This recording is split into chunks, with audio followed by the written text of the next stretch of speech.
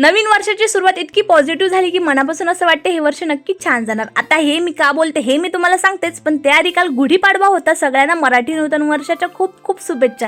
आणि खास गोष्ट म्हणजे या वर्षाची सुरुवात गुरुवारी झाली। गुरुवार म्हणजे स्वामी समर्थ महाराजांचा दिवस मानला जातो, म्हणून अजून पॉझिटिव्ह वाटते की हे वर्ष नक्कीच छान जाणार। माझा कालचा दिवस खूप सिंपल पण खूप स्पेशल गेला। सकाळी सगळ्यात आधी उठून दाराला छान असं तोरण बांधलं, रांगोळी काढली आणि सगळ्यात आधी घरामध्ये देवपूजा आवरून घेतली। आता मी देवपूजा वगैरे करत होती तोपर्यंत आमच्या शेटने गुढी उभारली होती। त्यानंतर दोघांनी मिळून गुढीची पूजा केली, देवाला प्रार्थना केली की हे वर्ष आपल्या सगळ्यांसाठी चांगलं जावो। आजच्या दिवसाची सुरुवात इतकी पॉझिटिव्ह झाली की म्हटलं आज काहीतरी गोडधोड झालंच पाहिजे। आणि आपले मराठी सण असेल तर पुरणपोळी शिवाय ते सण अपूर्णच आहे, म्हणून आज पुरणपोळीचा बेत केला। म्हटलं देवाला मस्त असं पुरणपोळीचा नैवेद्य दाखवूया। त्याच्यासोबत कटाची आमटी सुद्धा केली होती।